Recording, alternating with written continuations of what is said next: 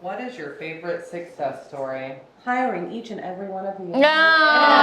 She going to hell. So legit, what is your favorite success story? Oh gosh. I mean, I feel like I was my own success story.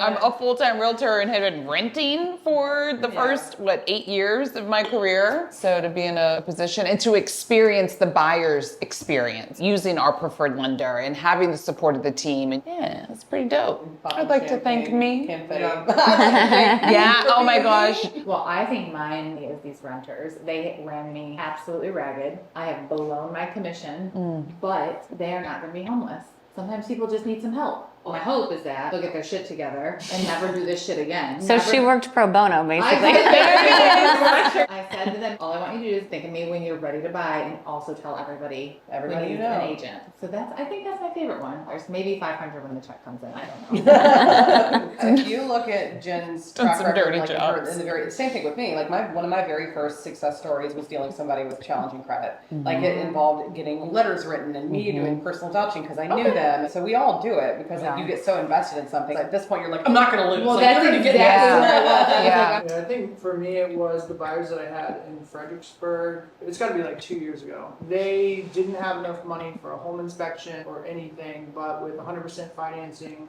we were able to get all their closing costs covered. We found them a house that had been on and off the market. We got everything billed to closing, and they paid $0 out of pocket for a house. Amazing. Wow. Awesome, yeah. Phenomenal. I got one, yeah. I mean, it was kind of like piggybacking off of what you said. They were wanting to rent, actually. Young couple, they didn't think they could buy. So they actually were getting declined on rentals. And so I was like, why don't we just talk to a lender and see what the options are? Because the misconception is I need all this money down, right, with the USDA loan. And we were able to get closing costs covered. With the offer, they actually didn't have to put that much down in order to buy a house. Actually, I have a great ending to this. One of the things they really wanted was a dog. And when they were looking at rentals, I'm like, well, we're gonna have to make sure your landlord's gonna let you have a dog down the road. You're gonna have to ask this person. Well, we found him a house with a great big backyard. After we did our hike 2 weeks ago, they loved the dog that I walked.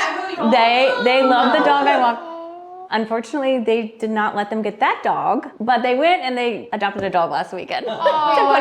Anyway, they got a dog for their yard, for their new property, and they did not have to ask the landlord if it was okay. So.